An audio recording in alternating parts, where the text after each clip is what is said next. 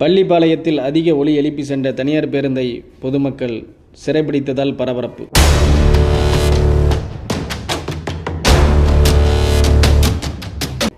நாமக்கல் மாவட்டம் பள்ளிப்பாளையம் பகுதியில் கடந்து ராசிபுரம், சேலம், கள்ளக்குறிச்சி, ஆத்தூர், தருமபுரி, கிருஷ்ணகிரி ஆகிய பகுதிகளுக்கு தினசரி தனியார் பேருந்து மற்றும் அரசு பேருந்துகள் அதிக அளவு இயக்கப்படுகின்றன.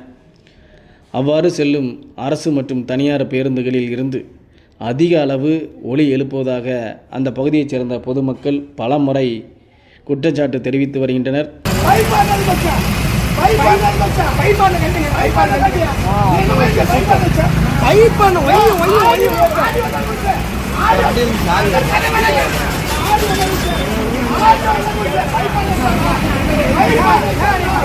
இந்த சூழ்நிலையில் பள்ளிப்பாளையம் அடுத்த ஒட்டமத்தை பகுதியில் டிசம்பர் 6, 12, 2024 இன்று வெள்ளிக்கிழமை காலை 10 மணிக்கு இருசக்கர வாகனத்தில் இருவர் அவ்வழியாக வந்து கொண்டிருந்த போது சேலத்தில் இருந்து ஈரோடு நோக்கி சென்று கொண்டிருந்த தனியார் பேருந்து இருசக்கர வாகனத்தை முந்தி செல்ல அதிக ஒலி எழுப்பியது.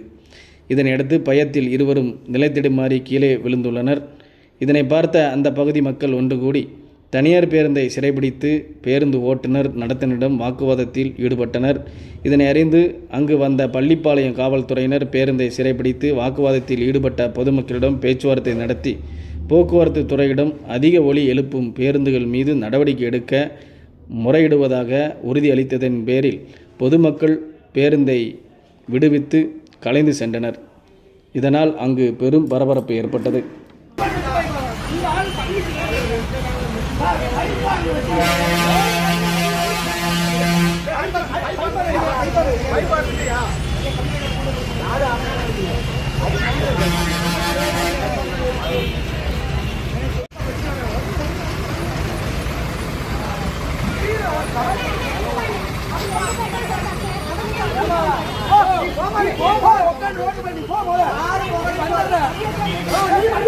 நீ